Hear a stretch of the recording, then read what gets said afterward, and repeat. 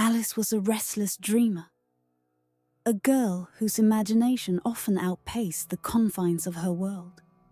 Her days were spent wandering the quiet, sun-dappled meadows near her family's estate, her thoughts spiraling into stories of adventure and whimsy. But beneath her curiosity lay a gnawing dissatisfaction, a sense that her life, with its rigid propriety and endless rules, was too small to contain her.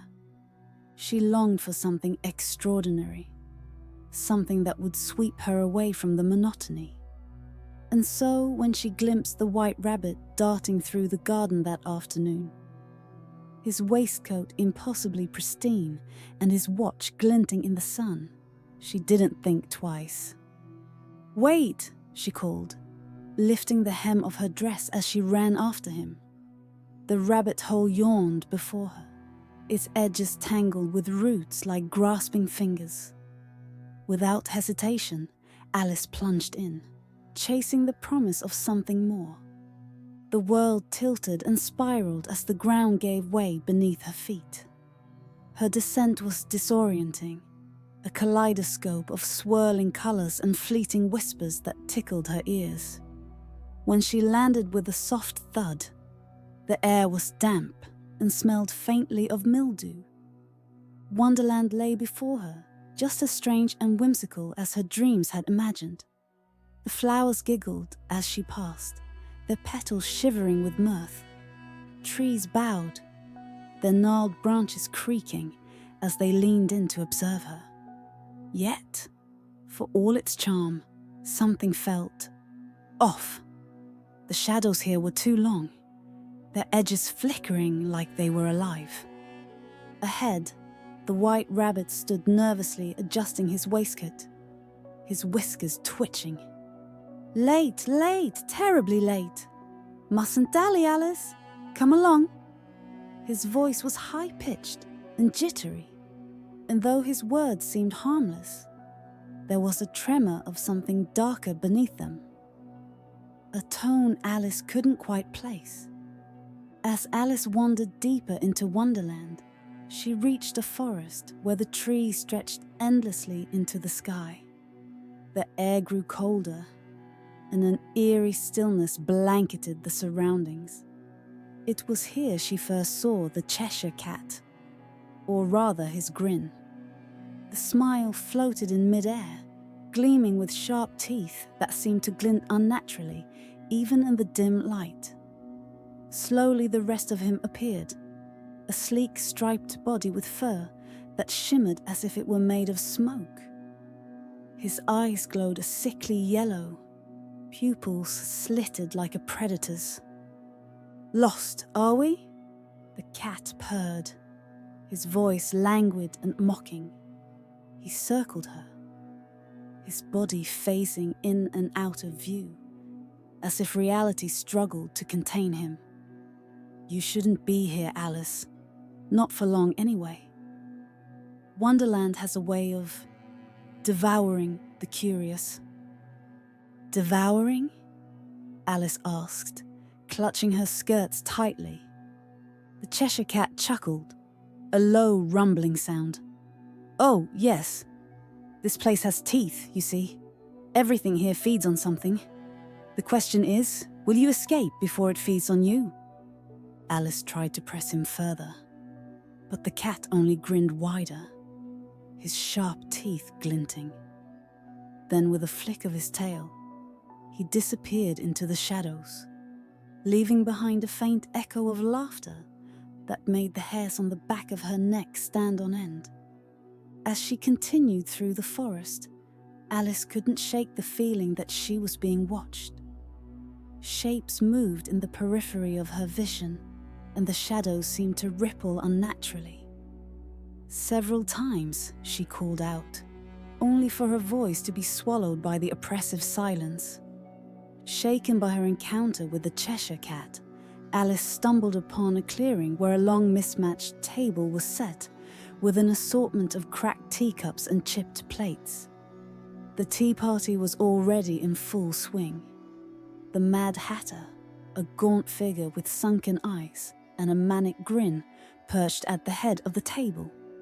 His hat was too large, drooping over his face, and his clothes were a patchwork of frayed fabrics stitched together haphazardly. Beside him sat the March Hare, his fur matted and eyes bloodshot, gnawing nervously on the handle of a broken teacup. A dormouse lay sprawled across a plate, unnervingly still except for the occasional twitch of its whiskers. "A guest!" the Mad Hatter exclaimed, leaping to his feet with a jerky motion that sent the tableware rattling.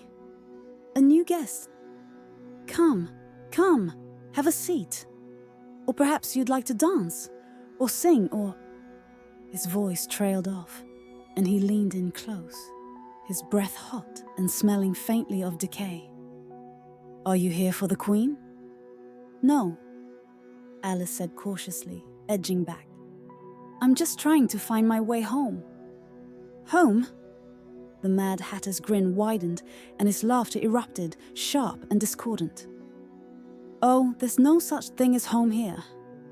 Only tea. Tea and..." He paused, his eyes narrowing as if a terrible thought had occurred to him. "Only tea, unless you're willing to make a deal." Before Alice could respond, the March Hare let out a shrill giggle and began pounding the table with his fists. "Deal, deal, deal," he chanted, his movements erratic and unsettling. The dormouse stirred slightly, muttering something under its breath that sounded like, "Beware." Alice backed away slowly, her pulse quickening. She had the distinct feeling that if she stayed any longer, she would become a permanent guest at this mad tea party. At last, Alice found the White Rabbit again, cowering in a shadowy corner of the forest. His waistcoat was torn, and his fur was damp, as though he'd been running through brambles. "You shouldn't have followed me," he said, his voice trembling. "It's too late now. She's seen you." "Who?" Alice demanded, grabbing his paw. "The Queen," the rabbit whispered, glancing nervously around. "She's been waiting for someone like you. A new dreamer. You're fresh, strong. She'll keep you." Alice's heart pounded. "What are you talking about?" "Wonderland isn't a place," the rabbit said, his voice barely audible. "It's a parasite. It's alive, and it feeds on us. All of us. The Queen's its heart. If you want to leave, you..." He stopped, his ears perking up at a distant sound, the rhythmic clatter of approaching footsteps. "Run!" he urged, shoving her away. Alice didn't run far before she was cornered in the Queen of Hearts' garden. The Queen stood tall and imposing, her crimson gown billowing around her like blood spreading through water. Her eyes gleamed with an unnatural light, and her lips curled into a smile that didn't reach her eyes. "A little mouse in my garden," the Queen cooed, her voice sweet but dripping with malice. "Tell me, Alice, do you want to leave? Or will you join my collection?"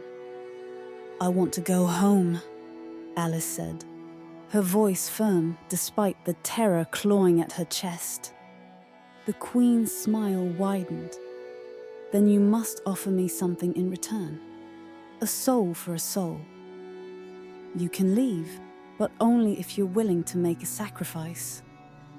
The White Rabbit appeared at the Queen's side, his head bowed. "Take me," he whispered. "Let her go." Alice stared at him, horrified. Her mind raced. She didn't want to hurt anyone, but the thought of staying here forever, of becoming like the Cheshire Cat or the Mad Hatter, it was unbearable. "Very well," Alice said, her voice shaking. "Take him." The Queen laughed, a cold, hollow sound. "Oh, how delightfully cruel! But you've misunderstood, my dear. The choice was never his to make. It was yours. And now, it's too late." Alice screamed as the ground beneath her began to writhe, tendrils of darkness wrapping around her ankles. She struggled, but the Queen only watched, smiling as Wonderland claimed its newest victim.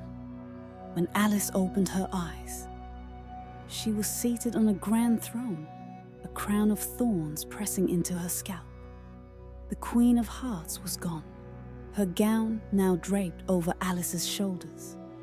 Her reflection in a pool of dark water revealed her transformation.